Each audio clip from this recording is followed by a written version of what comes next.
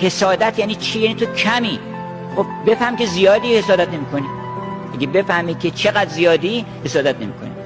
حرص یعنی که من اینقدر کمم، اینم جمع میخوام بکنم. اینا تمام اینا قابل خنده است. حرص هم همینقدر بی‌تناسبه، خسیس هم همینقدر بی‌تناسبه. منتها بعضیا وقتی بی‌تناسبی‌ها رو میبینن خون جگر میخورن که این آقا چقدر خسیس خون جگر. یکی هم میخنده که آقا رو نگاه کن، دستش تو جیبش نمیره. چرا؟ برای اینکه این حرص با این آدمیت ما و با اون مقام عظیم الهی ما تناسب نداره، چون بی‌تناسب خنده داره.